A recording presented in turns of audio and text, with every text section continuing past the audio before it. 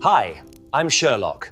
Welcome to my new mystery case. The November fog hung thick over Baker Street like a shroud, muffling the familiar sounds of London's evening bustle and casting our sitting room at 221B in an atmosphere of mysterious expectation. I had spent the better part of the afternoon attempting to make sense of a particularly challenging article on tropical diseases, while Holmes occupied himself with what appeared to be a study of tobacco ash varieties, his magnifying glass moving methodically over small piles of grey residue arranged upon sheets of white paper. The gas lamps flickered against the encroaching darkness, and the steady tick of our mantelpiece clock provided the only sound to break the comfortable silence that had settled between us. It was precisely at 8:30 when the tranquillity was shattered by the urgent clatter of a hansom cab drawing up outside our lodgings, followed by the rapid ascent of footsteps upon the 17 stairs leading to our door. Mrs. Hudson's voice could be heard in brief, muffled conversation before she appeared in our doorway, her expression bearing that particular mixture of concern and curiosity that invariably accompanied the arrival of a new client in distress. "Inspector Lestrade to see you, Mr. Holmes," she announced, stepping aside to admit the familiar figure of Scotland Yard's most persistent detective. Lestrade entered with an air of barely contained agitation, his usually neat appearance dishevelled by the damp night air, and what was clearly a considerable degree of professional frustration. "Holmes, Watson," he began without preamble, removing his hat and coat with sharp, economical movements. "I've come to you because we have a case that defies every principle of logic and reason I've encountered in 20 years of police work."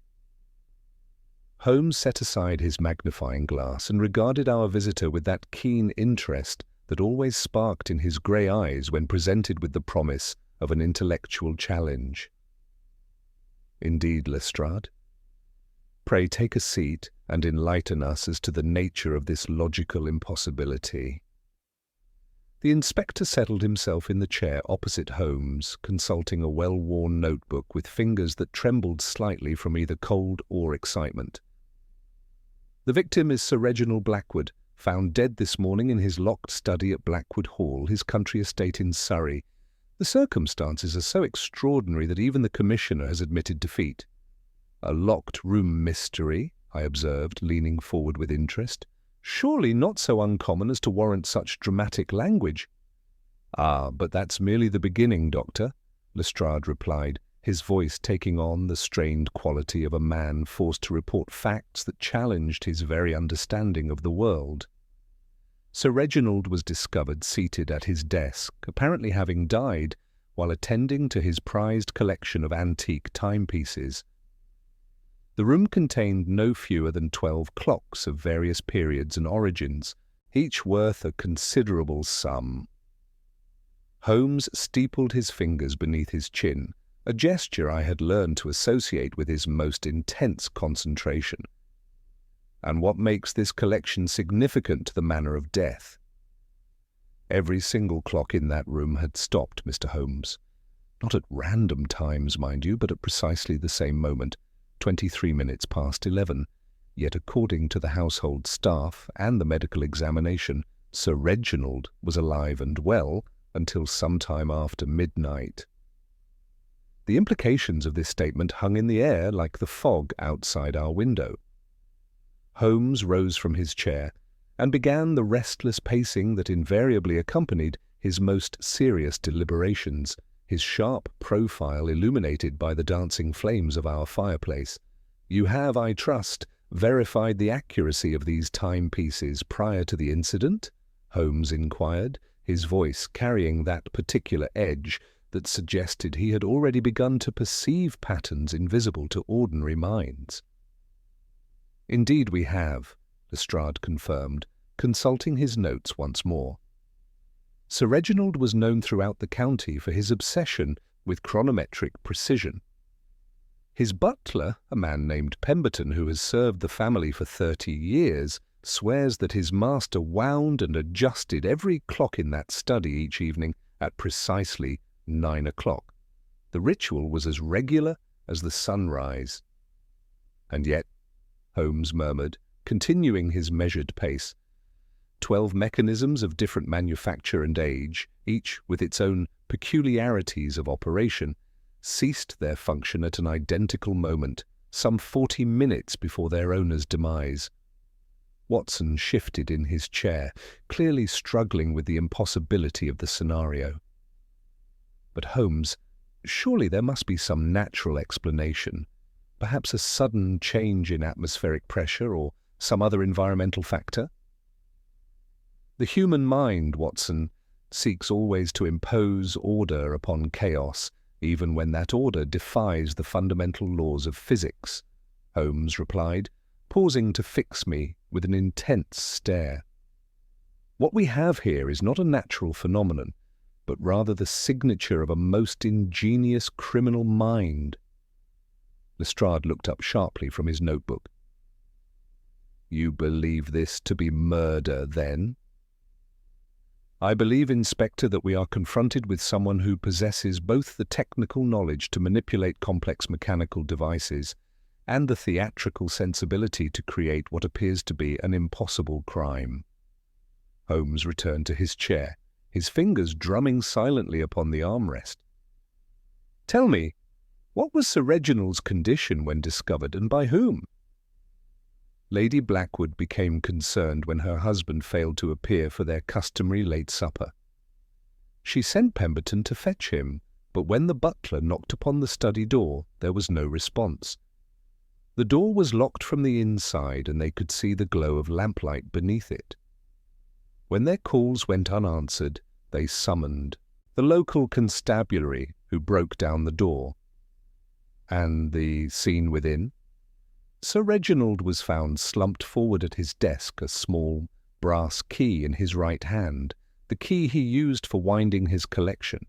There was no sign of violence, no indication of struggle. Dr. Morrison from the village examined the body and could find no obvious cause of death, though he noted a peculiar rigidity in the limbs that seemed inconsistent with the presumed time of death. Holmes leaned back in his chair, his eyes closing, as he processed this information. The room fell silent except for the crackling of the fire and the steady ticking of our own timepiece, a sound that now seemed almost ominous in light of Lestrade's tale. One final question, Inspector, Holmes said at length, opening his eyes to fix Lestrade with a penetrating stare. Had Sir Reginald any enemies, any recent business difficulties, or unusual visitors in the days preceding his death? Nothing out of the ordinary, according to Lady Blackwood, though she did mention that her husband had seemed unusually preoccupied with his clocks in recent weeks, checking and rechecking their accuracy with an almost obsessive frequency. Holmes smiled, an expression that in my experience boded ill for whatever criminal mind had conceived this elaborate puzzle. Excellent. Watson, I trust you have your medical bag at hand. We shall depart for Surrey at first light. Lestrade, I want that study sealed until our arrival, and I shall require a complete list of everyone who has had access to Blackwood Hall in the past month.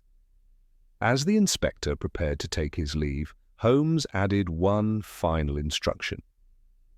And Lestrade, when you return to the yard tonight, I suggest you consult with your colleagues regarding any recent thefts of precision timepieces or unusual inquiries made to clockmakers throughout London. Our adversary has demonstrated a most intimate knowledge of horological mechanisms, and such expertise is not commonly acquired. After Lestrade's departure, I turned to Holmes with the question that had been forming in my mind throughout the inspector's extraordinary narrative. Holmes, surely you don't believe that someone could actually stop 12 clocks simultaneously by purely mechanical means? My friend reached for his pipe, his movements deliberate and thoughtful. Watson, in my experience when faced with the impossible, one must first eliminate the improbable. Someone has committed what they believe to be the perfect murder using the very precision that Sir Reginald prized as both weapon and alibi, Tomorrow we shall discover whether their confidence was justified or merely the product of an ingenious but ultimately flawed plan. The fog continued to swirl outside our window as Holmes applied a match to his pipe, the flame casting dancing shadows across his aquiline features. In the distance, a church bell tolled the hour, its bronze voice carrying clearly through the muffled London night, marking time with the same relentless precision that had somehow been perverted to serve the cause of murder. The morning train to Surrey provided Holmes with his first opportunity to demonstrate the methods that would soon be applied to our perplexing case. As we settled into our compartment, his attention was drawn to a fellow passenger several seats ahead, a well-dressed gentleman absorbed in his morning paper. Without preamble, Holmes began his analysis in that quiet, instructive tone I had come to treasure. Observe our companion, Watson. Note the fresh polish on his boots, yet the telltale scuff marks that speak of a hurried journey from considerable distance. The faint stain of printer's ink beneath his fingernails, despite obvious attempts at cleansing, combined with his particular method of folding his newspaper, suggests a provincial editor recently arrived from the north, likely Manchester, given the soft, coal soot on his cuff from an older locomotive. I marvelled once again at his ability to construct such detailed narratives from seemingly insignificant details, a skill that would prove essential in unravelling the mystery that awaited us at Blackwood Hall. The estate emerged from the November mist like something from a Gothic romance, its Tudor facade speaking of centuries of accumulated wealth and tradition. Lady Blackwood received us in the morning room, a woman of perhaps 50, whose natural elegance could not entirely mask the strain of recent events. Her dark hair was perfectly arranged despite the early hour, yet there was a tremor in her hands as she poured our tea that spoke of genuine distress. "Mr. Holmes, Dr. Watson," she began, her refined voice carrying the weight of her bewilderment. "I confess I am at a complete loss to understand what has befallen my husband. Reginald was devoted to precision in all things. The idea that he should die under such mysterious circumstances seems almost a mockery of everything he held dear." Holmes accepted his teacup with careful attention to her every word and gesture. "Lady Blackwood, I understand your husband had been corresponding recently regarding his collection. Had he acquired any new specimens or received any unusual visitors?" Her brow furrowed in concentration. Indeed, he had been writing to a clockmaker in Geneva, a Monsieur Dubois, regarding the restoration of a valuable astronomical clock that had belonged to his grandfather. But more concerning was a visitor we received perhaps 3 weeks ago, a thin gentleman with prematurely grey hair and the most piercing blue eyes. He claimed to be Professor Zimmermann, conducting a survey of antique timepieces for some scholarly publication. "And your impression of this Professor Zimmermann?" I found something rather unsettling about the fellow. He seemed far more interested in the technical aspects of the mechanisms than their historical significance, asking the most peculiar questions about winding procedures and synchronization methods. Following his visit, Reginald began spending considerably more time in his study each evening, often working until quite late hours on what he claimed were experiments in chronometric precision. This information proved most illuminating, and Holmes exchanged a meaningful glance with me before we proceeded to the study itself. Lestrade met us at the splintered door, its broken lock bearing witness to the violence of the previous morning's entry. The room beyond was a testament to Sir Reginald's obsession with temporal precision, a Georgian long-case clock in the corner, French carriage clocks upon the mantel, a Dutch bracket clock near the window, and numerous smaller timepieces arranged with military precision upon shelves behind the great mahogany desk. Each pointed with stubborn unanimity to 23 minutes past 11. Sir Reginald remained where death had claimed him, bowed over his desk as if in final obeisance to his beloved collection, a small brass winding key gleaming between rigid fingers. Holmes moved immediately among the timepieces with the careful attention of a surgeon examining his instruments. He drew out the pendulum of the long case clock and released it, noting that it remained motionless despite being fully wound. I bent to examine Sir Reginald's remains while Holmes continued his mechanical investigations. The skin was pale without the lividity of suffocation, the pupils slightly contracted, and the lips bearing, to my practiced senses, the fading ghost of almonds. The rigidity of the limbs was more advanced than consistent with a death after midnight in a room of this temperature. A small scratch marked the pad of his right thumb where the winding key rested, and beneath his left ear, hidden by wisp of white hair, a slight redness showed itself upon careful examination. Holmes straightened from his examination of a small repeater clock, his eyes bright with discovery. "Fully wound yet stopped," he murmured, "and when pressed to chime, it strikes 12, though its hands insist upon 11:23. He paused at the sound of a faint chime echoing from somewhere deep within the walls of the house, a sound that seemed to mock the silence of the frozen timepieces surrounding us. "Watson," he said quietly, "we are dealing with someone who possesses not merely technical knowledge but theatrical sensibility of the highest order." Holmes's attention immediately shifted from the frozen timepieces to a more thorough examination of the study's physical evidence. He moved with the methodical precision of a surgeon, first approaching the cold hearth, where he sifted a pinch of ash from the grate upon his palm, and inhaled its scent delicately. His expression grew thoughtful as he crossed to the mahogany desk, where a crystal decanter and single tumbler had left faint rings upon the leather surface. Touching the rim of the glass with his fingertip and bringing it to his tongue, his grey eyes narrowed almost imperceptibly. "Lestrade," he said without looking up from his examination, "pray send for Pemberton and ensure that no one disturbs the pantry until I have had opportunity to examine it thoroughly."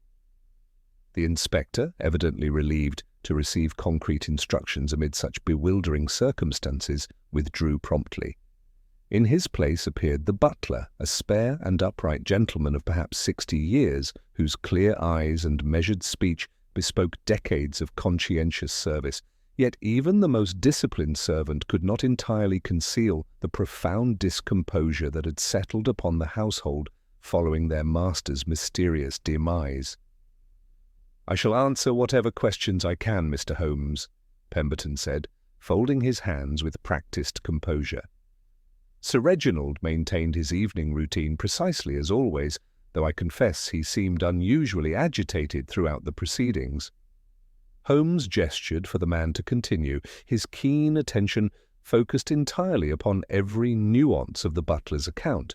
Each evening at 9 o'clock precisely, Sir Reginald would retire to this study with his brass winding key and attend to each timepiece in sequence, beginning with the long case clock and proceeding clockwise around the room.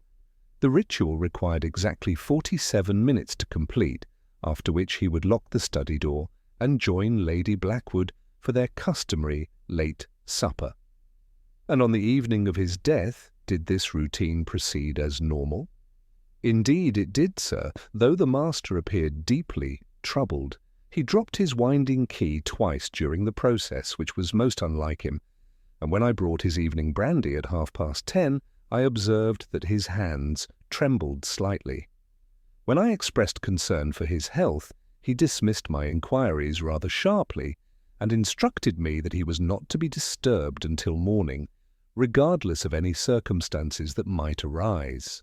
This final instruction struck me as particularly ominous, suggesting that Sir Reginald had anticipated some form of danger or unusual occurrence. Holmes evidently shared my assessment, for his next questions probed deeper into the household's recent visitors and any peculiar events in the days preceding the tragedy. The gentleman who presented himself as Professor Zimmermann, Pemberton continued, his weathered features darkening perceptibly, arrived without appointment 3 weeks past, claiming to represent some Swiss institution in the compilation of a scholarly catalogue of English timepieces. Sir Reginald was initially reluctant to admit him, but the professor's extensive knowledge of horological matters proved so impressive that the master became quite animated in their discussions. What was your personal impression of this Professor Zimmermann? If I may speak with complete candour, Mr. Holmes, there was something distinctly unsavoury about the gentleman that I could not precisely identify. His clothing was well tailored, yet bore unmistakable signs of continuous wear over several days. His hands, though scrupulously clean, showed the permanent staining typical of someone regularly handling chemicals or specialized metals. Most peculiar of all, he carried a small leather case that he guarded with extraordinary vigilance, never permitting it to leave his sight even while examining the timepieces. Holmes and I exchanged meaningful glances at this revelation, both recognizing the potential significance of specialized equipment in the hands of someone with questionable motives. When Holmes requested further details about the case's contents, however, Pemberton could provide no additional information, as the professor had never opened it in his presence.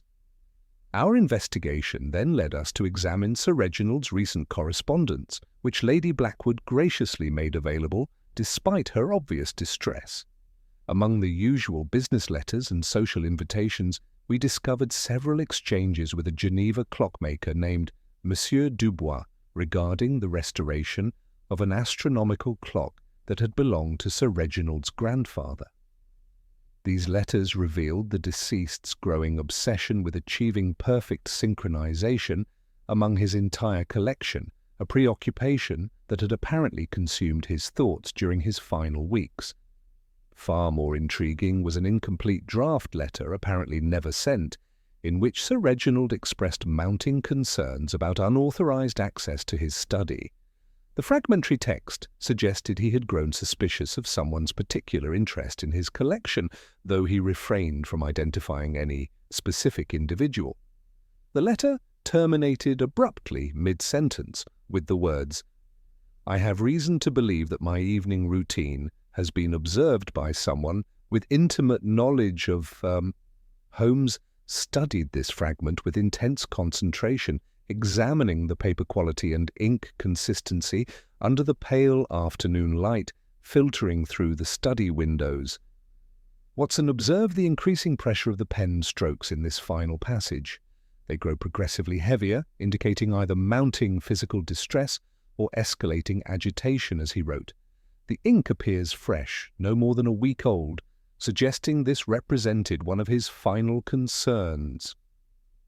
Returning to examine Sir Reginald's remains more thoroughly, Holmes knelt beside the desk and studied the brass winding key still clutched in the dead man's rigid fingers. Note the position, Watson, not merely held, but gripped, with a tenacity suggesting either a final desperate act or deliberate placement by another hand. His attention moved to the small scratch I had observed on the deceased's thumb. This minor injury speaks of struggle, perhaps not physical combat, but resistance against some swift and overwhelming force. Holmes then gently parted the white hair behind Sir Reginald's left ear, revealing the slight redness that had caught my medical attention. Here we find confirmation of our suspicions, a small puncture wound consistent with a very fine needle or hypodermic injection. The localized application would bypass the digestive system entirely, ensuring rapid absorption of whatever substance was administered. The distant chime that had interrupted our earlier examination continued to intrigue Holmes, and he insisted we trace its source through the corridors of Blackwood Hall. The sound led us past oil portraits of stern-faced ancestors to the servants' quarters, where we discovered its origin in a simple wall clock of modest manufacture that maintained perfect accuracy despite the temporal catastrophe that had befallen its more sophisticated cousins above. Most illuminating, Holmes murmured, consulting his pocket watch against the kitchen timepiece. This humble mechanism continues its faithful service, while 12 superior specimens have succumbed to synchronized failure. The pattern suggests not mechanical breakdown, but deliberate intervention, executed with such precision as to create an appearance of supernatural occurrence. Our return journey to the study took us past an elaborate bell system that Sir Reginald had recently modernized with electrical improvements. Holmes examined the brass nameplate indicators with particular interest, noting that several hung at irregular angles despite the household's otherwise meticulous maintenance. "Your bell system remains in proper working order?" Holmes inquired of Pemberton.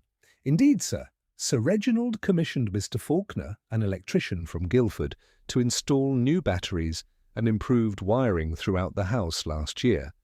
The master took considerable pride in its efficiency."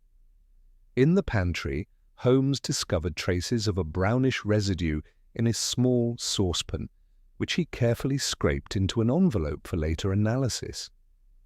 The lingering scent of bitter almonds confirmed our earlier suspicions about the method of poisoning, though the delivery mechanism remained puzzling given the lack of obvious traces on the victim's lips or in his evening brandy. As we prepared to conclude our initial examination, Lady Blackwood appeared in the doorway with obvious reluctance. "Mr. Holmes, there is someone you should speak with immediately. My husband's nephew, Arthur Blackwood, arrived from London early this morning. I fear I must inform you that he and Reginald had experienced considerable difficulties in recent months over matters of inheritance and family business." Holmes's eyes brightened with interest at this revelation. "Indeed? And where might we find Mr. Arthur Blackwood at present?" "He has taken residence in the East Wing guest quarters, though I suspect his arrival so soon after the tragedy may not be entirely coincidental." As evening shadows lengthened across the Surrey countryside, Holmes announced his intention to maintain surveillance in Sir Reginald's study throughout the night, despite Lady Blackwood's protestations about propriety. His reasoning, as he explained privately, centered on his conviction that the perpetrator of such an elaborate deception might well return to observe the confusion their artistry had created, or to retrieve some crucial piece of evidence overlooked in the initial investigation. "The criminal mind capable of conceiving this temporal paradox," Holmes observed, as we prepared for our vigil among the silent timepieces, "possesses both technical brilliance and theatrical vanity. Such individuals rarely resist the temptation to witness firsthand the bewilderment their carefully orchestrated performance has produced, particularly when that confusion has so thoroughly baffled the official authorities." Our vigil began as the last traces of daylight faded from the mullioned windows, casting the study into that peculiar twilight gloom that transforms familiar objects into mysterious shapes. Holmes moved about the room with methodical precision, first dusting a thin layer of ash across the threshold, where the splintered door-frame had been hastily repaired. He then stretched a single hair from his own head between the door's edge and the jamb, positioning it so delicately that only the most observant eye could detect its presence. At the window, he adjusted the latch to leave the narrowest possible opening, and placed a calling card upon the sill, where the slightest disturbance of air would set it fluttering. We had scarcely settled into our concealed positions when the sound of approaching footsteps echoed along the corridor.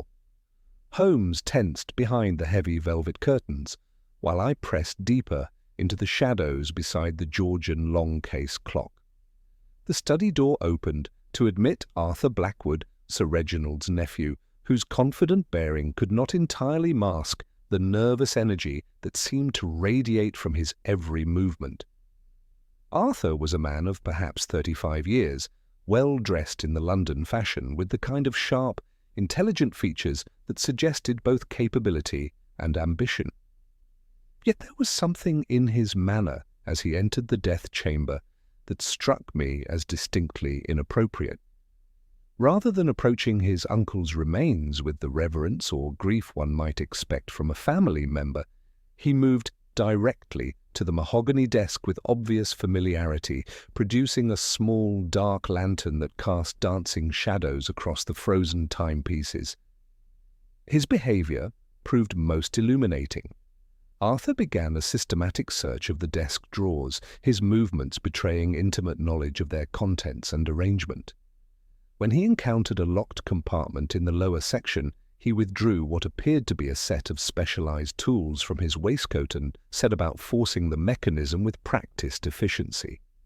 His breathing grew labored as his search intensified, and I observed him examining each timepiece in turn, apparently seeking something specific among the collection. Most significantly, Arthur's attention focused upon a French carriage clock positioned prominently upon the mantel.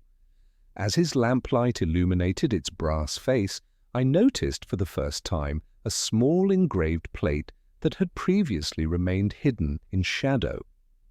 Arthur studied this inscription with intense concentration before producing a notebook and copying its contents with obvious satisfaction.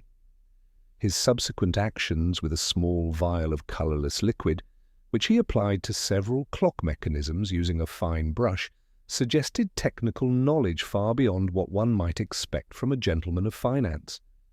Holmes remained perfectly motionless throughout this extraordinary performance, though I could sense his intense interest in every detail of Arthur's activities.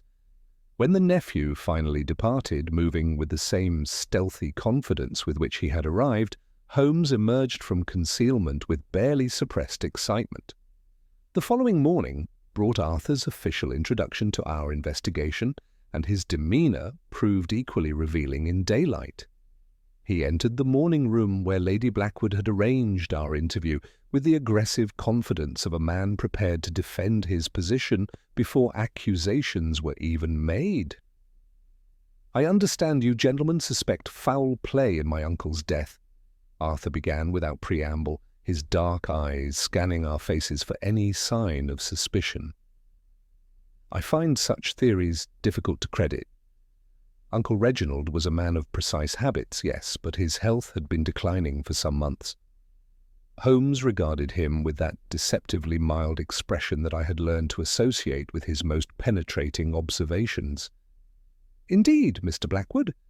Yet his physician could identify no immediate cause of death, and the peculiar circumstances of the synchronized timepieces suggest something beyond natural causes."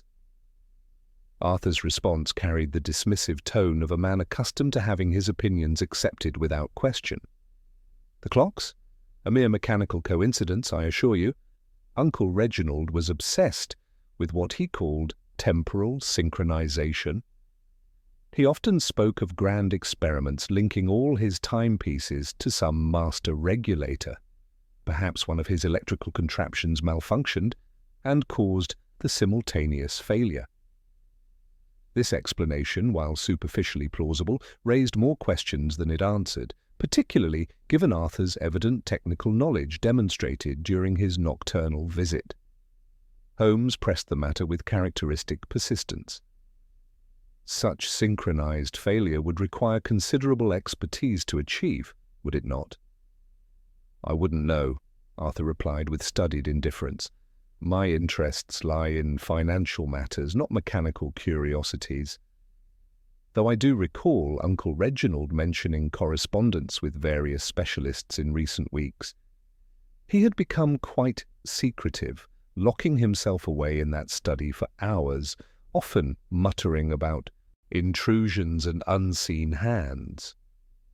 This corroboration of Sir Reginald's fragmentary letter proved significant, though Arthur's casual mention of it seemed calculated to appear helpful while revealing nothing genuinely useful. His next revelation, however, introduced an entirely new dimension to our investigation. "The truth is, Mr. Holmes, Uncle Reginald had made enemies in the past, particularly among those who questioned his methods of acquiring certain pieces for his collection. There were persistent rumours about a disgraced clockmaker, a German fellow named Zimmermann, whom Reginald had allegedly swindled out of a rare astronomical timepiece years ago.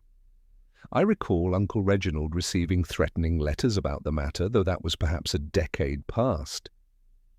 Holmes's expression remained carefully neutral, though I detected the slightest tightening around his eyes that suggested intense interest. The mention of a German clockmaker named Zimmermann immediately brought to mind the mysterious professor who had visited Blackwood Hall 3 weeks prior, yet Arthur's casual reference to ancient grievances seemed designed to deflect attention from more recent events. Following Arthur's departure, Holmes conducted a thorough examination of the areas the nephew had disturbed during his nocturnal visit. Behind the pendulum of the long-case clock, he discovered traces of a waxy substance that he identified as shellac, while careful scrutiny of the desk surface revealed minute scratches consistent with forced entry of the locked drawer. Most tellingly, a small indentation in the leather desktop, barely visible to the naked eye, suggested the presence of some mechanical device that had since been removed. "Watson," Holmes observed as he sealed samples of the mysterious residue in glass vials, "we are dealing with individuals who possess both technical expertise and theatrical sensibility. The synchronized stopping of 12 timepieces serves no practical purpose in committing murder, yet it creates an atmosphere of supernatural impossibility that deflects attention from more conventional methods. Our investigation had revealed Arthur Blackwood as a man with both motive and opportunity, yet his casual introduction of the German clockmaker story suggested layers of deception that extended beyond simple inheritance disputes. The mysterious Professor Zimmermann's connection to both the recent visit and the historical grievance Arthur described remained tantalizingly unclear, creating the kind of complex web that Holmes found most intellectually stimulating. As we prepared to expand our investigation beyond Blackwood Hall, Holmes's final observation proved most prescient. The criminal mind capable of conceiving such elaborate misdirection rarely operates in isolation, Watson. Tomorrow we shall discover whether Professor Zimmermann represents a new player in this drama or merely another mask worn by our theatrical murderer. The November fog continued to swirl around the ancient estate as we concluded our preliminary investigation, carrying with it the promise of revelations that would either confirm our suspicions or lead us deeper into the labyrinth of deception that surrounded Sir Reginald's impossible death.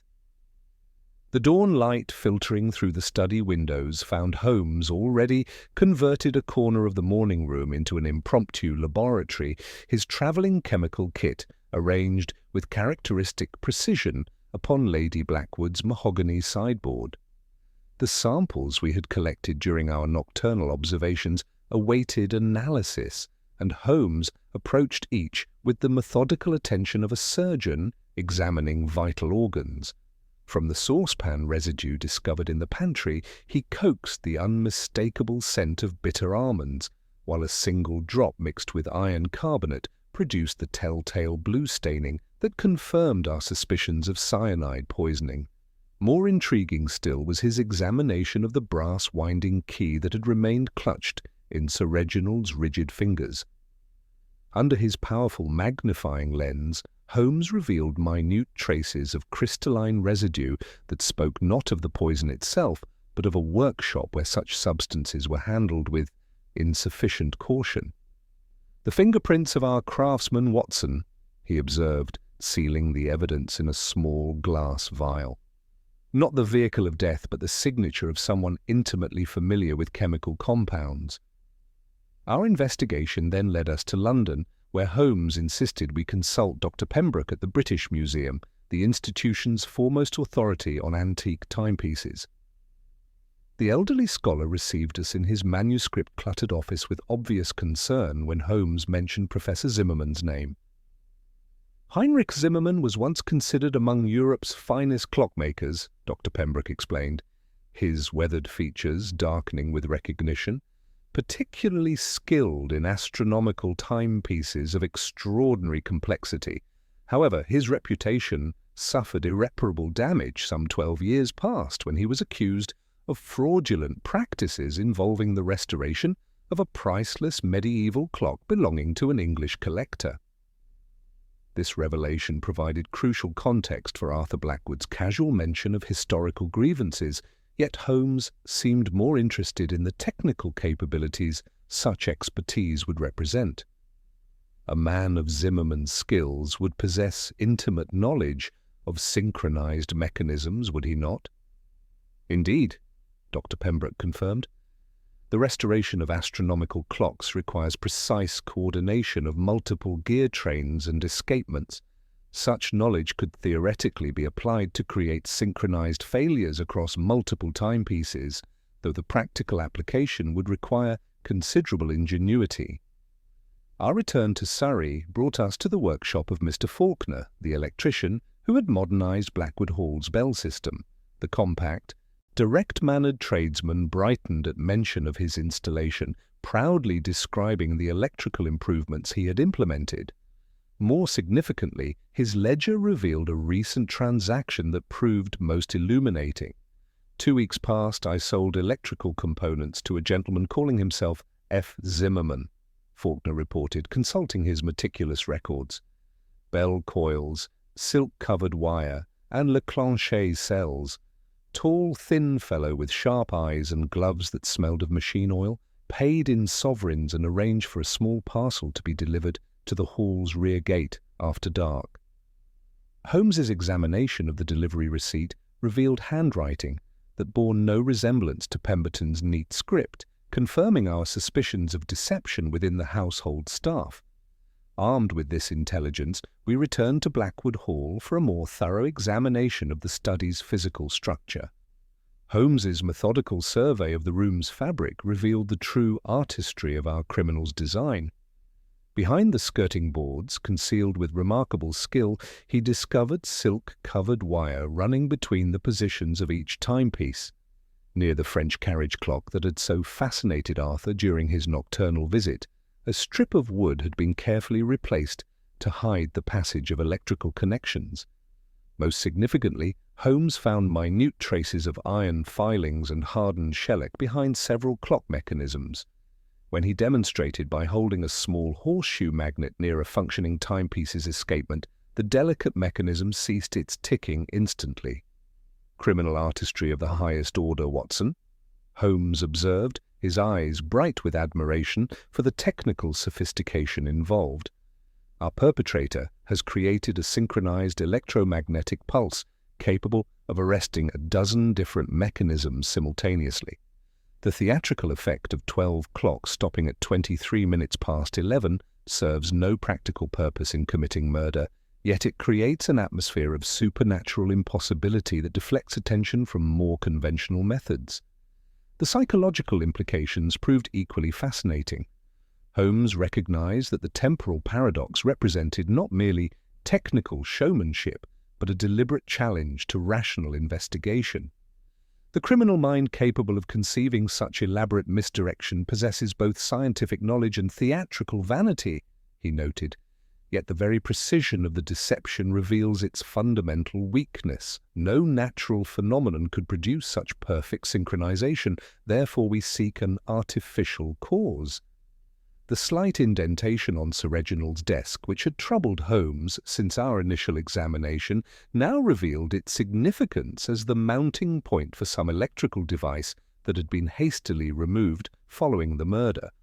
Arthur's nocturnal application of solvent to various surfaces suggested an attempt to erase evidence of this mechanism's presence. As we prepared to conclude our investigation at the hall, Holmes's attention was drawn to a faint humming sound emanating from behind the study walls.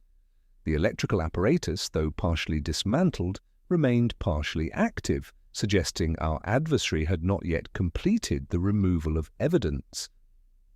"The hour that refuses the hour instructs us now, Watson," Holmes observed, with that bright, almost boyish expression that presaged decisive action.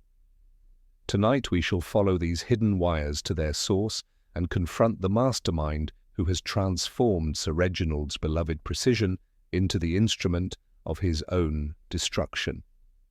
The November fog continued to swirl around Blackwood Hall as we prepared for the evening's revelations, carrying with it the promise that our patient investigation would soon yield the truth behind this most ingenious and theatrical crime.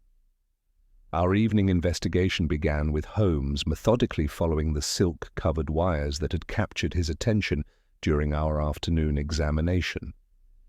Armed with a shuttered lantern and his collection of delicate probes, he traced their serpentine path along the skirting boards behind the Georgian long-case clock and into the narrow servants' corridor that ran parallel to the study's rear wall.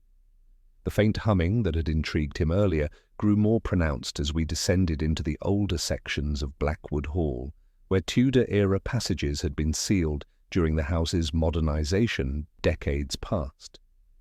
The electrical traces led us through a labyrinth of dusty corridors and forgotten chambers, their cobweb-shrouded walls bearing witness to centuries of accumulated secrets. Holmes moved with the focused intensity of a bloodhound following a scent, pausing occasionally to press his ear against the ancient stonework or test the give of seemingly solid panels. The humming sound grew steadily stronger, accompanied now by an almost imperceptible vibration that seemed to emanate from the very foundations of the estate. At length, Holmes discovered a section of rough stone wall that differed subtly from the surrounding masonry, its edges carefully disguised but not quite perfect enough to escape his practiced eye. A hidden latch, concealed behind a protruding stone, yielded to his persistent exploration, revealing a narrow chamber that had been recently converted into a sophisticated workshop. The air within was surprisingly dry and still, suggesting regular occupation despite the chamber's apparent abandonment. Holmes's lantern illuminated an array of specialized equipment that spoke of both technical expertise and considerable financial investment. A powerful bank of Leclanche cells dominated one wall, their terminals connected to an intricate network of silk-covered wires that disappeared through carefully drilled holes in the ceiling and walls. At the chamber's center stood a workbench equipped with miniature lathes, precision, measuring instruments, and an assortment of chemicals in stoppered bottles that filled the confined space with the acrid scent of industrial processes. Most significantly, Holmes discovered a timing mechanism of extraordinary sophistication, its brass components gleaming under our lamplight with the precision of a master craftsman's work. The device was connected to an electromagnetic coil capable of generating powerful magnetic pulses at predetermined intervals, and its control dial bore a small pencil mark at the 11:23 position that had figured so prominently in our investigation. "Observe, Watson," Holmes murmured, his voice filled with professional admiration for the apparatus before us. "Here we find the engine of our temporal paradox. This mechanism could generate synchronized electromagnetic pulses powerful enough to arrest the escapements of a dozen different timepieces simultaneously, creating the illusion of supernatural intervention while serving the more practical purpose of obscuring the actual time of death." A leather-bound journal lay open upon the workbench, its pages filled with meticulous calculations and diagrams relating to electromagnetic field strength and timing synchronization. The handwriting was precise and Germanic in character, matching the script we had observed on Mr. Faulkner's delivery receipt. More ominously, a small wooden box contained several hypodermic needles of varying gauges, their tips stained with a substance that filled the air around them with the telltale scent of bitter almonds. Our investigation was interrupted by the arrival of a telegram from Scotland Yard, delivered by a breathless constable who had ridden hard from the village station. Holmes tore open the yellow envelope with obvious anticipation, his expression growing increasingly grave as he absorbed its contents. "Most illuminating, Watson," he observed, passing the message for my examination. "Inspector Lestrade informs us that the body of one Heinrich Zimmermann, clockmaker, was discovered yesterday in Lambeth, dead These 3 days passed under circumstances suggesting either suicide or foul play. His papers indicate cancelled travel plans to Geneva. This revelation transformed our understanding of the case entirely. If the real Professor Zimmermann lay dead in London, then the mysterious visitor who had examined Sir Reginald's collection 3 weeks prior was an impostor of considerable skill and knowledge. The implications suggested a conspiracy of far greater complexity than we had initially suspected. Holmes's subsequent examination of the workshop revealed additional evidence of the impostor's activities. Behind a pile of sacking, he discovered a freshly disturbed patch of earth containing an empty shipping crate bearing the stenciled mark Dubois and Fils, Genève. More significantly, a small silver locket bearing the initials AB and containing a faded miniature portrait had been hastily buried with the crate, suggesting a connection between Arthur Blackwood and this hidden chamber. The electromagnetic apparatus remained partially active, its timing mechanism set for a long delay that explained the persistent humming we had detected. Holmes disconnected the battery leads with practiced efficiency, though he was careful to leave the installation appearing undisturbed to casual observation. Our adversary believes his deception remains undetected, Holmes explained, as we prepared to depart the hidden chamber. The theatrical nature of the synchronized timepieces has served its purpose admirably, deflecting attention from more conventional methods of murder while providing our criminal with the satisfaction of having created an apparently impossible crime. As we retraced our steps through the forgotten passages of Blackwood Hall, Holmes outlined his growing understanding of the conspiracy we had uncovered. The false Professor Zimmermann possessed both the technical knowledge to create the electromagnetic apparatus and the theatrical sensibility to conceive such an elaborate misdirection. Yet the personal connection suggested by Arthur Blackwood's locket indicated family betrayal motivated by financial gain rather than the historical grievances Arthur had mentioned during our morning interview. Our return to the main house brought us past the servants' quarters, where Holmes paused to examine the bell system that Sir Reginald had recently modernized. Several of the brass nameplate indicators hung at irregular angles, and when Holmes tested the mechanism, we observed that the electrical connections had been subtly modified to accommodate additional wiring that disappeared into the walls. The entire house has been converted into a stage for our criminal's performance, Holmes observed with grudging admiration. Every detail serves the dual purpose of concealing the true method of murder while creating an atmosphere of supernatural impossibility that challenges the rational mind. Lady Blackwood's anxious voice drifted down from the upper landing as we concluded our evening's investigation, reminding us that the human cost of this elaborate deception extended far beyond the immediate victim. Sir Reginald's devotion to precision had been perverted into the instrument of his own destruction, while his widow remained trapped in a web of confusion and grief that our discoveries would soon either resolve or complicate further. Holmes's final observation as we settled in for what remained of the night proved characteristically prescient. Tomorrow, Watson, we shall discover whether our theatrical murderer possesses the courage to complete his performance, or whether the discovery of his workshop will drive him to desperate measures that will ultimately ensure his capture.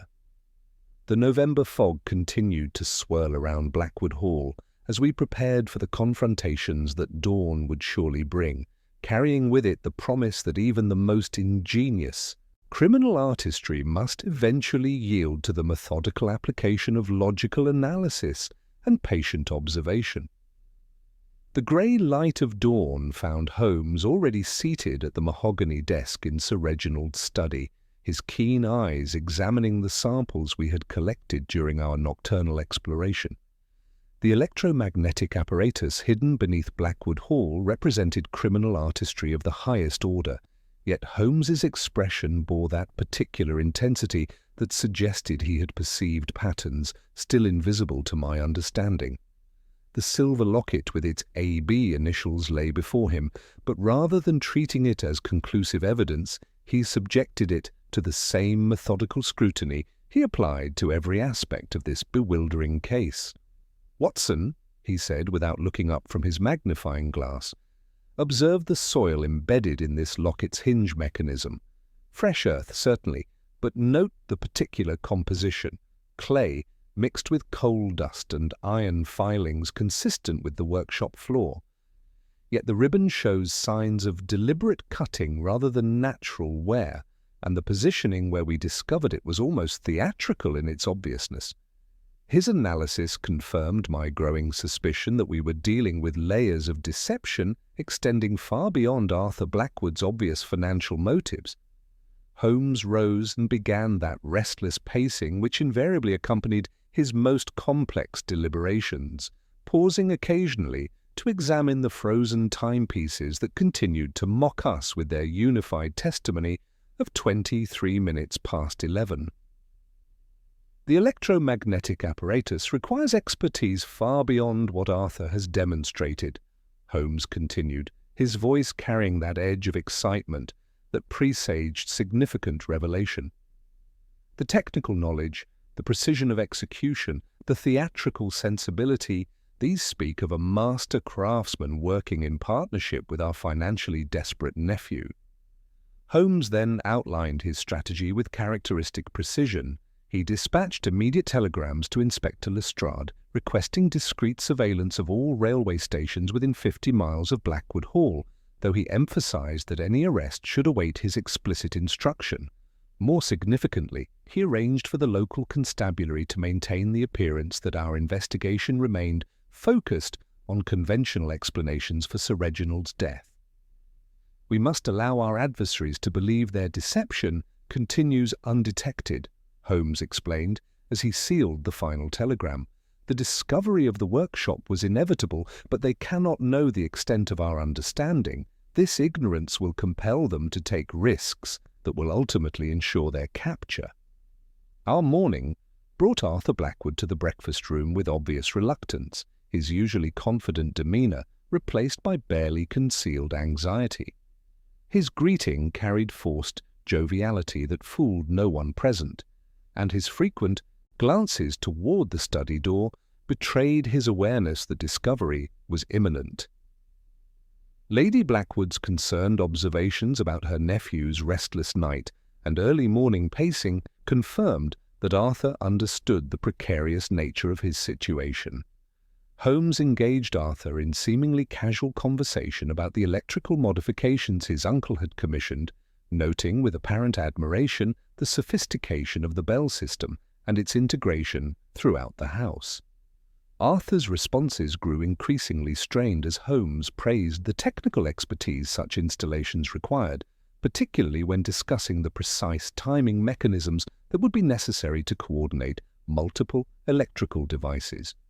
"Your uncle's passion for precision extended beyond his timepieces, it seems," Holmes observed with deceptive mildness.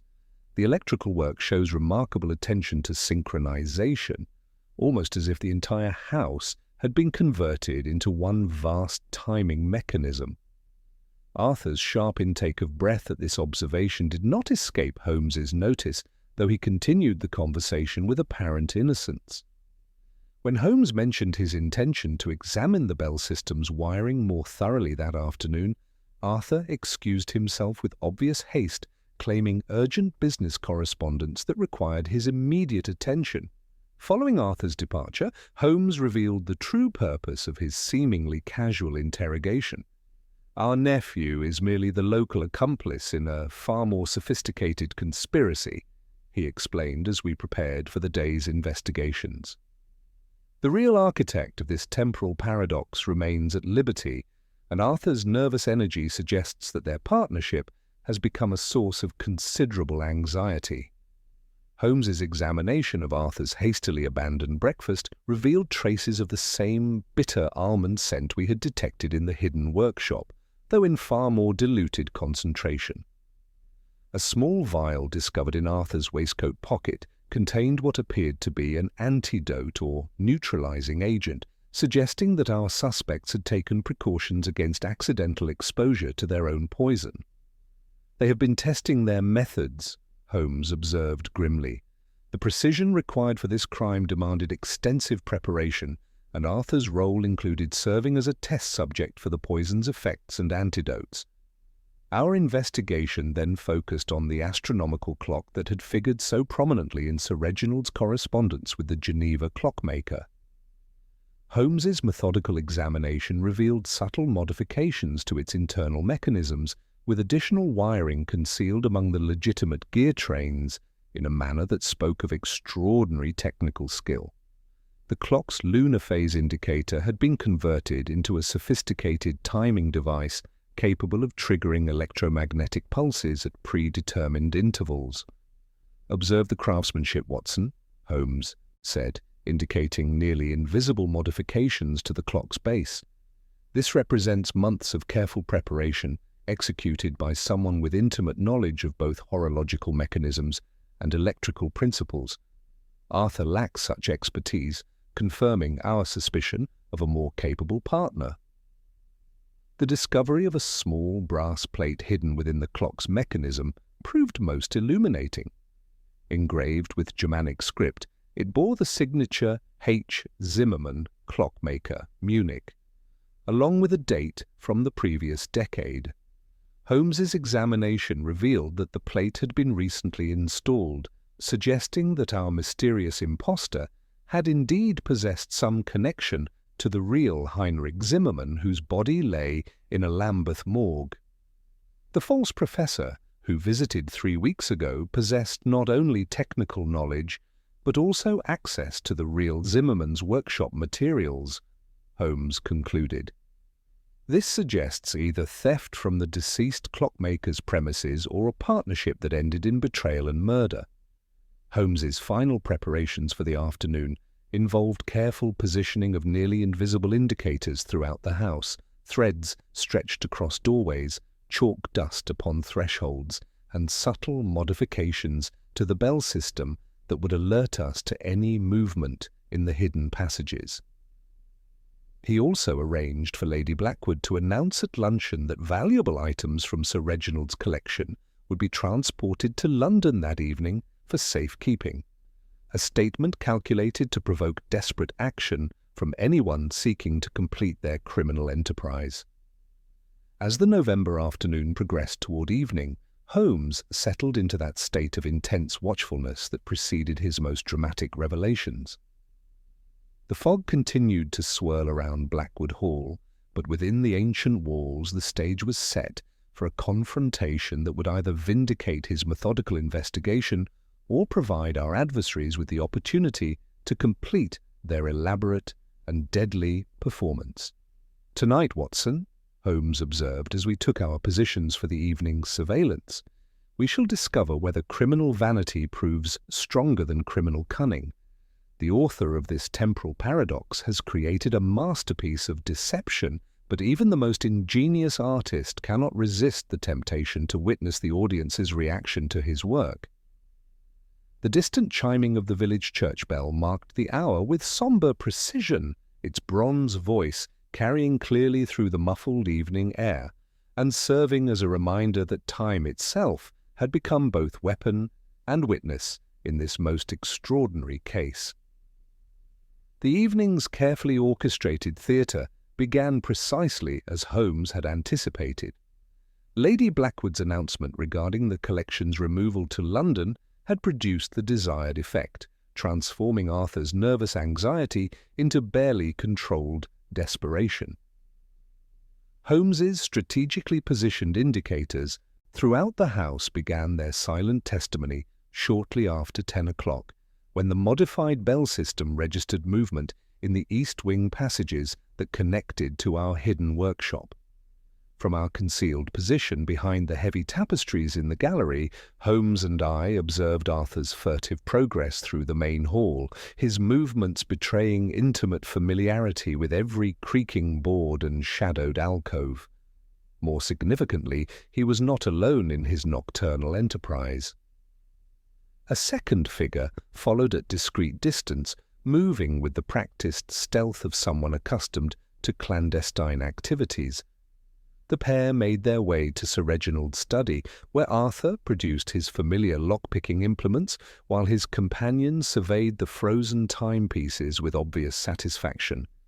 In the lamplight, I could observe the stranger's features clearly for the first time since his original visit as the false Professor Zimmerman. He was indeed tall and gaunt, with prematurely grey hair and those piercing blue eyes that had so unsettled Pemberton, yet his hands bore the permanent stains and calluses of someone who worked regularly with chemicals and precision instruments. Holmes's acute hearing captured fragments of their urgent conversation as they worked to dismantle the electromagnetic apparatus hidden within the walls. Arthur's voice carried the strained quality of a man pushed beyond his natural courage, while his companion spoke with the authority of technical expertise and the accent of educated German speech. "The timing mechanism must be completely removed," the foreign voice instructed with obvious urgency. "Holmes has traced the electromagnetic signatures, and we cannot risk leaving evidence of the synchronized pulses. Disconnect the coil assemblies and prepare the acid solution for destroying the remaining components." Arthur's response revealed the true scope of their conspiracy and his own reluctant participation. "The investigation has proceeded far more methodically than we anticipated. Perhaps we should abandon the remaining apparatus and flee while opportunity remains. The murder was supposed to appear as natural death, not become the subject of such intensive scrutiny." The stranger's reaction to this suggestion proved most illuminating, revealing both his identity and the psychological dynamics that bound them together. Abandon 12 years of preparation? Sir Reginald's death was merely the opening movement, not the conclusion of our enterprise. I am Dr. Friedrich Kellner, formerly of the Munich Institute, and I do not flee from English detectives, regardless of their reputation. Holmes had heard enough to confirm his suspicions about the conspiracy's scope and the technical expertise involved. With characteristic boldness, he chose that moment to announce our presence, stepping into the lamplight with his revolver drawn and his grey eyes blazing with righteous indignation. "Gentlemen," he declared in that clear, carrying voice that brooked no argument, "I believe this performance has continued quite long enough. Dr. Kellner, your reputation for precision extends beyond clockwork mechanisms, I see. And Arthur, your uncle's devotion to temporal accuracy has been perverted into the instrument of his own destruction." The effect of Holmes's dramatic entrance proved immediate and decisive. Arthur collapsed into the nearest chair with obvious relief, as if the burden of maintaining his criminal facade had finally become unbearable. Dr. Kellner, however, responded with the calculated desperation of a cornered professional, his hand moving immediately toward a small glass vial positioned near the astronomical clock. "Mr. Sherlock Holmes," Dr. Kellner replied with sardonic courtesy, "your reputation for persistence is well deserved. Allow me to demonstrate the precision that claimed Sir Reginald's life." He indicated the brass winding key that still lay upon the desk where death had claimed its victim. A hypodermic needle, no thicker than a pin, concealed within the key's mechanism. One small prick during his evening ritual, masked by the familiar sensation of winding, and the cyanide entered his bloodstream directly.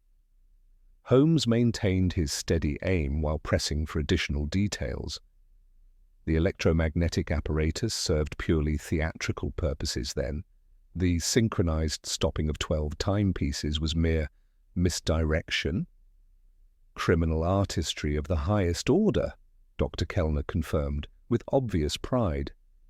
The temporal paradox deflected attention from conventional murder methods while providing the psychological satisfaction of transforming Sir Reginald's beloved precision into an apparently supernatural phenomenon.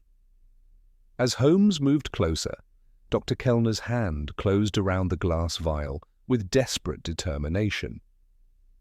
The electromagnetic principles we perfected here represent merely the beginning, Mr. Holmes. Railway schedules, bank vault timers, factory shift changes all become vulnerable to someone who understands the manipulation of time itself.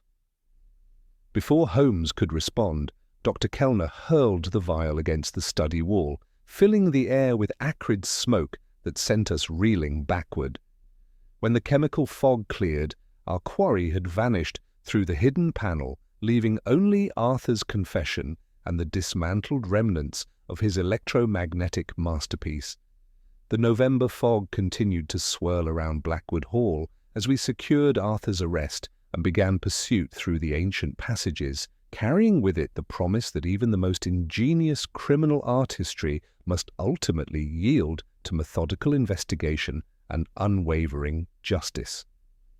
The acrid chemical smoke that had facilitated Dr. Kellner's dramatic exit began to dissipate slowly in the confined space of the study, leaving behind the sharp scent of sulfur compounds and the bitter residue of our quarry's desperation. Holmes moved immediately through the swirling fog, toward the hidden panel, his lantern casting dancing shadows as he plunged into the Tudor passages that had concealed so much criminal artistry. I followed close behind, while Lestrade secured Arthur with practiced efficiency, the younger Blackwood offering no resistance as his facade of confidence finally crumbled into obvious relief. The pursuit through Blackwood Hall's forgotten corridors proved both treacherous and illuminating. Dr. Kellner's intimate knowledge of the house's hidden geography became apparent as Holmes followed his trail through a maze of servants' passages and concealed staircases that spoke of months of careful preparation. At each turn, we discovered evidence of the conspiracy's true scope: additional electromagnetic coils positioned throughout the house, chemical apparatus for producing cyanide compounds, and detailed architectural drawings that revealed every secret passage and hidden alcove.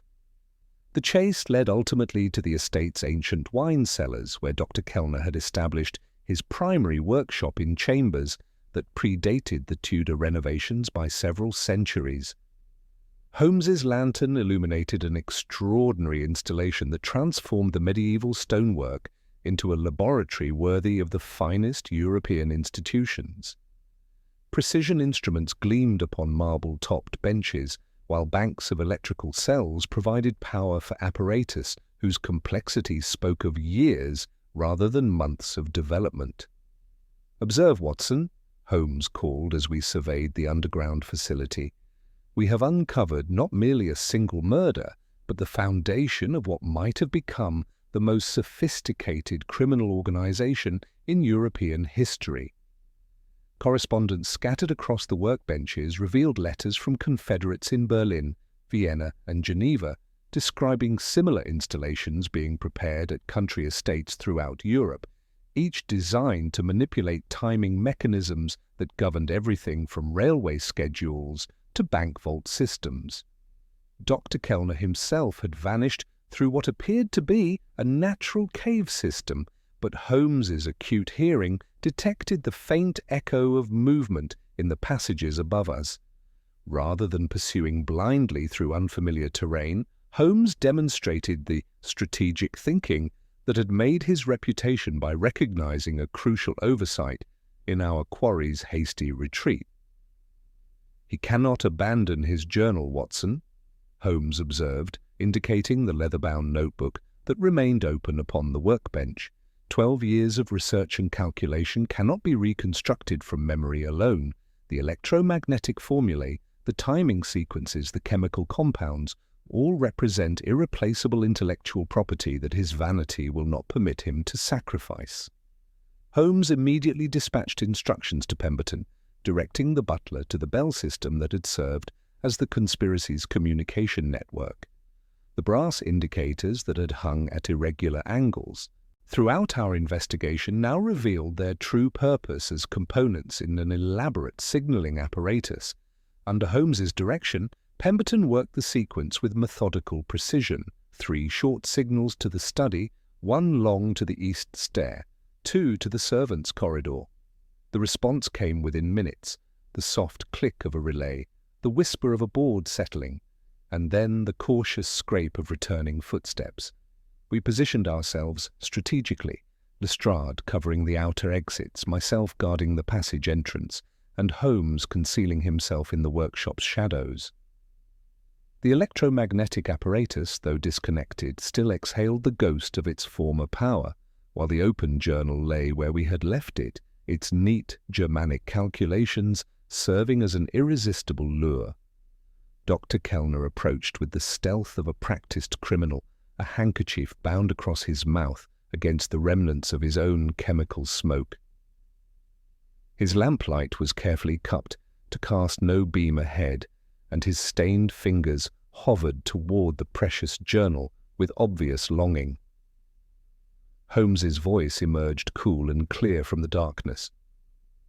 "You left your own handwriting to betray you, Doctor. The bell that summoned you now tolls your hour." Kellner's reaction proved immediate and desperate. His hand flashed toward a concealed vial, but Holmes's cane swept the glass aside with practiced precision, sending it shattering against the stone walls. The next instant, Lestrade's capable hands secured our prisoner with the finality that no theoretical brilliance could evade. For a moment, Dr. Kellner fought with the wiry strength of a man whose muscles had been trained as precisely as his mind, but Holmes's superior reach and Lestrade's professional experience quickly rendered resistance futile. The handcuffs clicked into place with a sound that seemed to rob the chamber of its remaining air, and the mask of professorial dignity finally slipped to reveal the calculating criminal beneath. "You have dismantled nothing," Kellner declared, with unbroken pride, his voice carrying the authority of technical expertise, even in defeat. "You have merely delayed a principle. The world runs on schedules, Mr. Holmes, and a schedule is a chain upon the mind. What I have created here represents the future of criminal enterprise, the ability to manipulate time itself." Arthur's subsequent confession, delivered in the morning room under Lady Blackwood's horrified gaze, revealed the personal dynamics that had made such an elaborate conspiracy possible. His gambling debts and failed business ventures had rendered him vulnerable to Dr. Kellner's approach, which had begun innocuously with offers of technical consultation regarding Sir Reginald's electrical improvements. Dr. Kellner presented himself as a legitimate scholar, Arthur explained, his voice carrying the hollow quality of complete defeat. His knowledge of electromagnetic principles was extraordinary, and he spoke of temporal dominion, the ability to control the very pulse of industry and finance through precise manipulation of timing mechanisms. Only gradually did I realize that his true interest lay in testing methods that could be applied on a continental scale. The transformation of Arthur from willing accomplice to reluctant participant had occurred when Dr. Kellner revealed his ultimate intentions. The nephew's financial desperation had made him vulnerable to blackmail, but his genuine affection for his uncle had created internal conflicts that ultimately contributed to the conspiracy's exposure. "I never intended Uncle Reginald's death," Arthur continued, his confession punctuated by Lady Blackwood's quiet sobbing. Dr. Kellner assured me that the electromagnetic demonstration would merely create confusion, allowing us to claim insurance compensation for damaged timepieces. The murder was his decision alone, executed when Uncle Reginald began questioning the electrical modifications too closely. Holmes's methodical examination of the recovered evidence revealed the full scope of Dr. Kellner's technical achievements. The astronomical clock had been converted into a sophisticated control mechanism capable of coordinating electromagnetic pulses throughout the house while maintaining its appearance as a legitimate antique. The hypodermic needle concealed within the brass winding key represented criminal artistry of unprecedented sophistication, delivering cyanide directly into the victim's bloodstream during his familiar evening ritual. Lady Blackwood's response to these revelations combined grief for her husband with horror at the extent of the deception that had invaded her home. To think that Reginald's passion for temporal precision should be perverted into such elaborate cruelty, she observed, her voice carrying the weight of profound disillusionment. Every timepiece in this house has been contaminated by criminal purpose. As Inspector Lestrade supervised the careful documentation of evidence, Holmes shared his final observations about the case's broader implications. Dr. Kellner's continental network represents a threat that extends far beyond Blackwood Hall, he noted, examining the correspondence that revealed similar installations throughout Europe. The electromagnetic principles perfected here could render conventional security measures obsolete, making this arrest a matter of international significance. The November fog continued to swirl around the ancient estate as we prepared for our return to London, carrying with it the satisfaction of justice served and a mystery solved through methodical application of logical analysis. The clock that had refused the hour had finally yielded its secrets, yet the technical knowledge we had uncovered promised challenges that would test the limits of conventional law enforcement throughout the civilized world. Holmes's final observation as our hansom cab departed for the London train proved characteristically prescient. The criminal mind capable of conceiving such elaborate temporal deception will inspire imitators, Watson. We may expect to encounter variations on these electromagnetic themes in future investigations, though none will likely match the theatrical artistry we have witnessed at Blackwood Hall.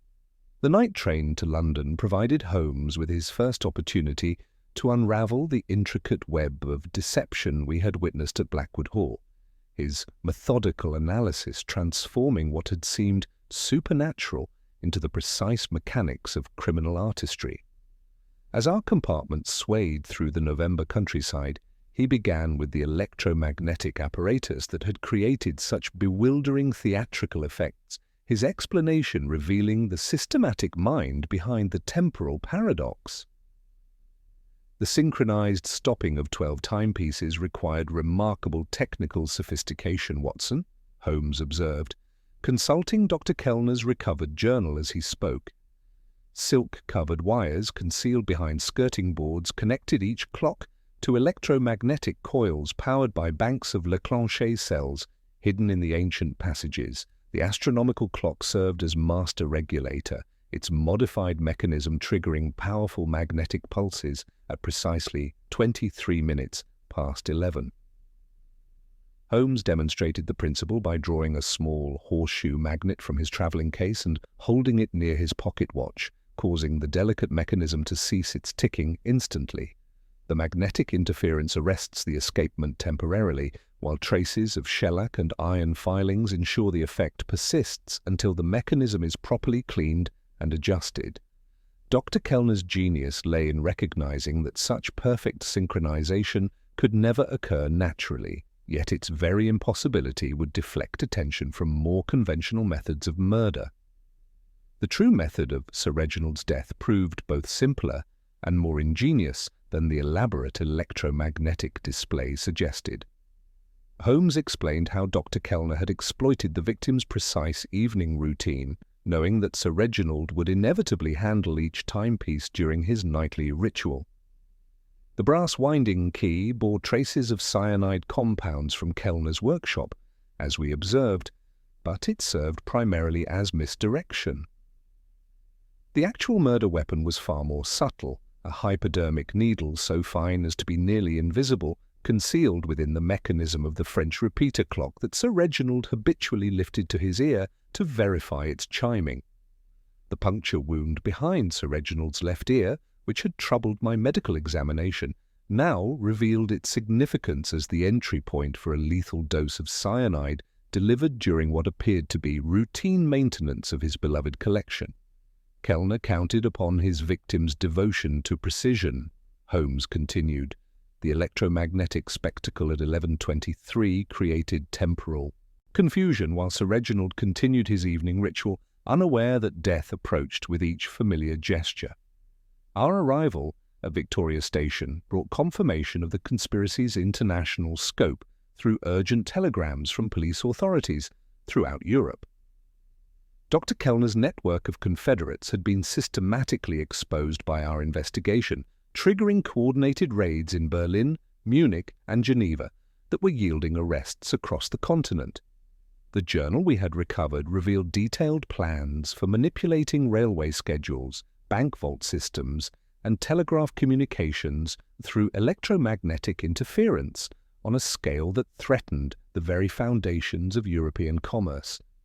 The subsequent interrogation of Dr. Kellner at Scotland Yard proved both fascinating and disturbing in its revelation of criminal psychology elevated to scientific philosophy. The German scientist faced his captors with unbroken pride, his manner suggesting that imprisonment represented merely a temporary setback in his grand design for temporal dominion over industrial civilization. "You comprehend nothing of the principles at stake, Mr. Holmes," Dr. Kellner declared with sardonic courtesy during our interview. "What you call crime, I call evolution. The ability to manipulate time itself represents the next stage in human development, and those who master these principles will inherit control over those who remain enslaved to natural schedules." Arthur Blackwood's parallel confession revealed the personal dynamics that had made such elaborate deception possible. His gambling debts and failed business ventures had rendered him vulnerable to Dr. Kellner's initial approach, which had been presented as legitimate technical consulting regarding his uncle's electrical improvements. Only gradually had Arthur realized that his cooperation was facilitating murder rather than mere fraud. Dr. Kellner possessed extraordinary persuasive powers, Arthur explained, his voice carrying genuine remorse for his participation. He spoke of scientific advancement and the obsolescence of conventional morality, assuring me that Uncle Reginald would suffer no permanent harm. The electromagnetic demonstration was supposed to create confusion sufficient to claim insurance compensation for damaged timepieces, nothing more. Lady Blackwood's response to these revelations combined profound grief with horror at the extent of deception that had invaded her home. Her dignified bearing could not entirely mask the disillusionment that had settled upon her following the revelation that her husband's passion for temporal precision had been perverted into the instrument of his own destruction. To think that Reginald's devotion to his collection should be twisted into such elaborate cruelty, she observed, her voice heavy with accumulated sorrow. Every timepiece in this house has been contaminated by criminal purpose, yet I find I cannot bear to have them destroyed. They remain his legacy despite their violation. Holmes's response combined professional sympathy with practical guidance about preserving the collection's legitimate value while erasing the traces of its criminal manipulation. Your husband's meticulous maintenance provided the very evidence that exposed his murderer's methods, Lady Blackwood. The synchronized timepieces that seemed to mock conventional investigation became the signature that identified criminal artistry of unprecedented sophistication.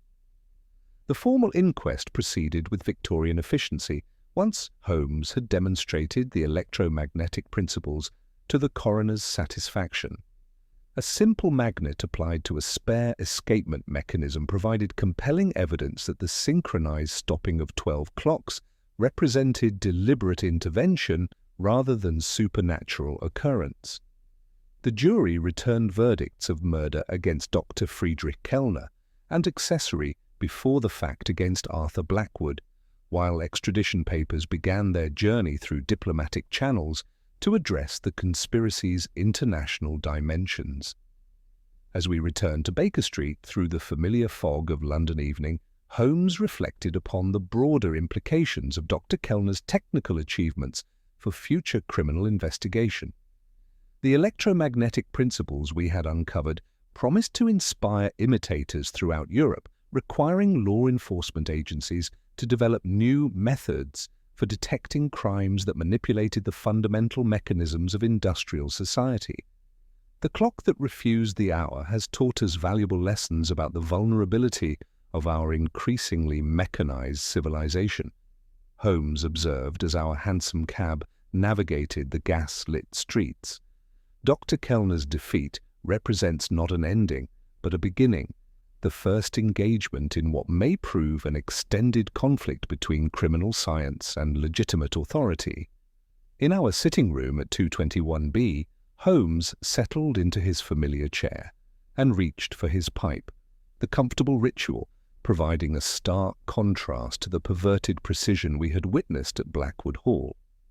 The steady ticking of our mantelpiece clock resumed its reassuring presence, unmarked by criminal interference and faithful to its simple purpose of marking time's natural passage.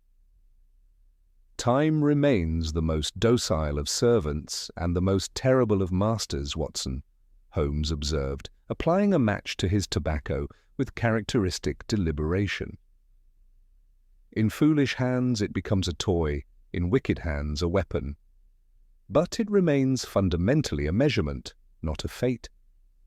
Our task is always the same, to restore true order from false patterns, to ensure that precision serves justice rather than deception." The November fog continued to swirl outside our window as Holmes took up his violin, letting a soft, measured andante carry us back from the realm of electromagnetic manipulation and temporal paradox to the calmer rhythms of Baker Street, where mysteries yield to methodical investigation and time itself remains the faithful ally of truth rather than the servant of criminal artistry. The weeks following our return from Surrey brought a steady stream of correspondence from European authorities, each telegram confirming the systematic dismantlement of Dr. Kellner's continental network. The electromagnetic principles we had uncovered at Blackwood Hall proved to be merely one component of an ambitious criminal enterprise that had threatened the very foundations of modern commerce.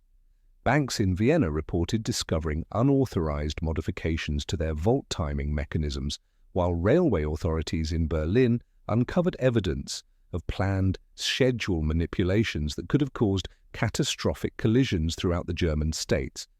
Holmes received these reports with the satisfaction of a craftsman whose meticulous work had prevented disaster on an international scale, yet his manner carried a thoughtful quality that suggested deeper concerns about the implications of our discovery.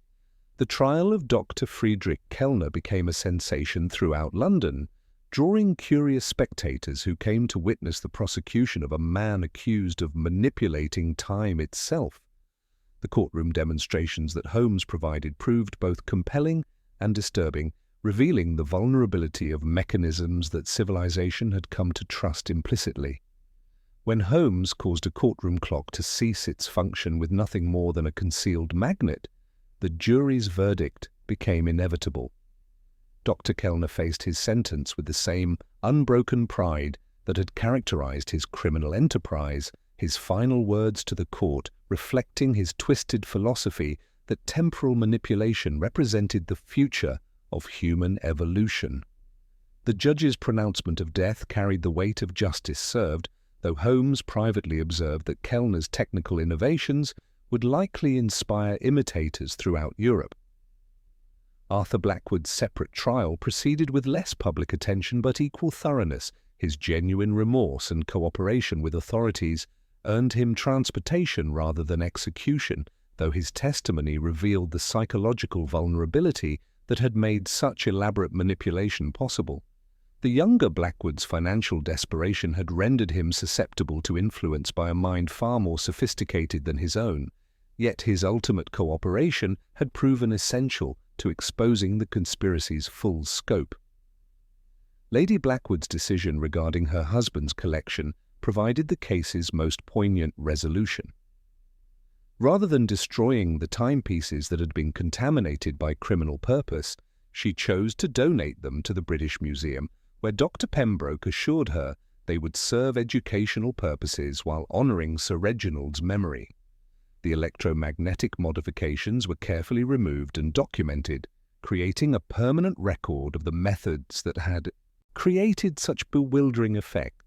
Her letter to Holmes, written with the dignity of a woman who had transformed personal tragedy into lasting benefit, expressed gratitude that extended beyond mere thanks for solving the mystery. She had established a scholarship at Cambridge for the study of electrical engineering, hoping to ensure that such technical knowledge would serve constructive rather than destructive purposes in future generations. Holmes's analysis of the case, delivered during one of our quiet evenings at Baker Street, revealed the philosophical dimensions that had elevated this investigation beyond mere criminal detection. The steady ticking of our mantelpiece clock provided counterpoint to his observations about the relationship between precision and deception in an increasingly mechanized world. Dr. Kellner's fundamental error lay not in his technical brilliance, but in his assumption that criminal artistry could transcend moral law, Holmes observed, his pipe casting thoughtful shadows across his aquiline features. He created a temporal paradox that challenged rational investigation, yet the very precision he employed ultimately provided the evidence that ensured his capture. The clock that refused the hour became its own accuser.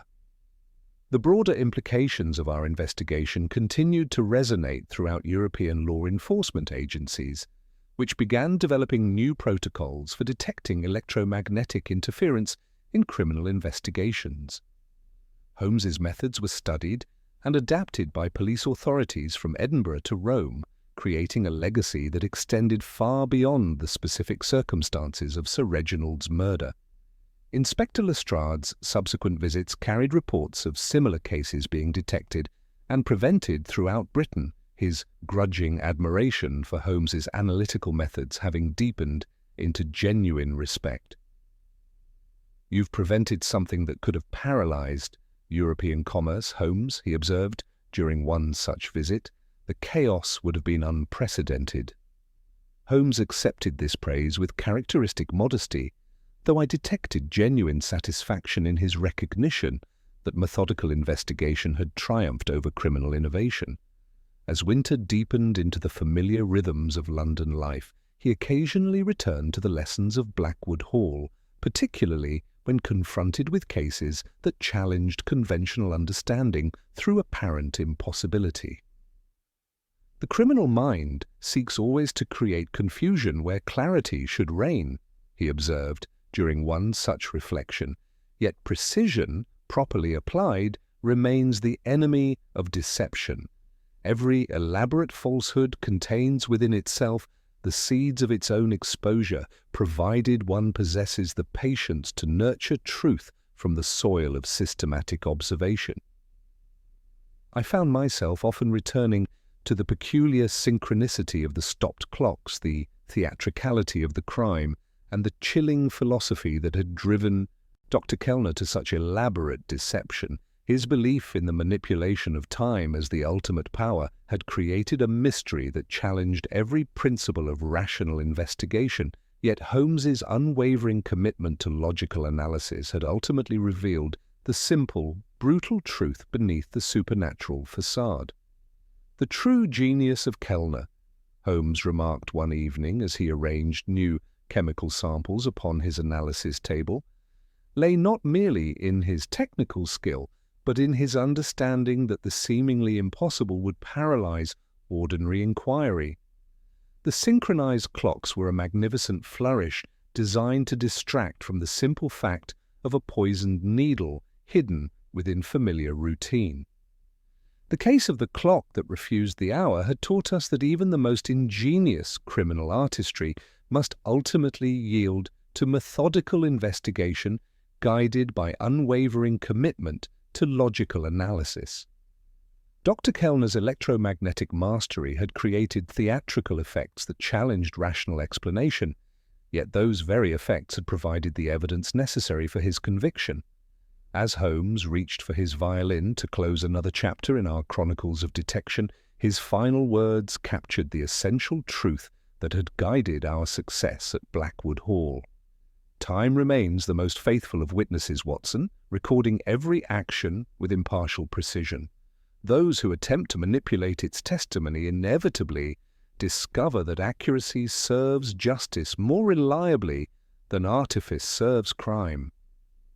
The soft melody that filled our chambers spoke of mysteries solved through methodical observation, of criminal artistry defeated by unwavering logic, and of time itself restored to its proper function as the servant of truth rather than the instrument of elaborate deception.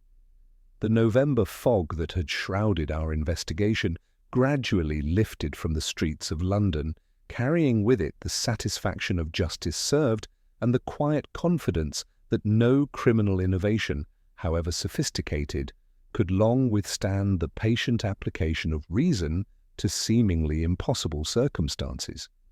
In our sitting room at Baker Street, the steady ticking of honest timepieces resumed its reassuring rhythm, marking the passage of hours that belonged to legitimate purposes rather than criminal design, while Holmes's violin sang of truth, triumphant, and time restored to its ancient covenant with justice,